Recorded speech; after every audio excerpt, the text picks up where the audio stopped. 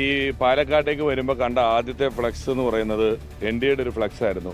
മടുത്തു വിവാദ രാഷ്ട്രീയം, നമുക്ക് വികസനം സംസാരിക്കാം എന്നും പറഞ്ഞാണ് തുടങ്ങിയത്. മാറാത്തത് മാറുമെന്ന്. ഒന്നും മാറിയിട്ടില്ല. വികസനത്തെക്കുറിച്ച് ഒന്നും പറയാനില്ല. എങ്ങനെ വിവാദമുണ്ടാക്കാം, എങ്ങനെ പ്രശ്നങ്ങൾ ഉണ്ടാക്കാം എന്നുള്ളത് മാത്രം നോക്കിയാണ് ഇരിക്കുന്നത്.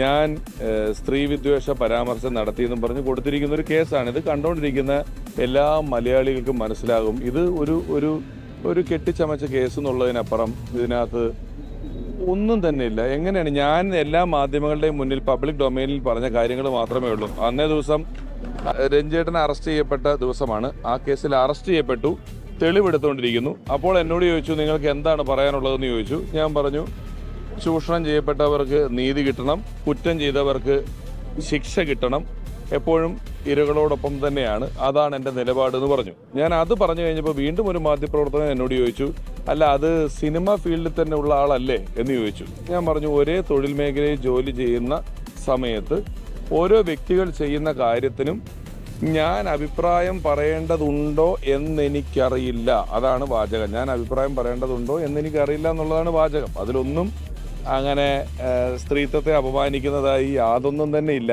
ഞാൻ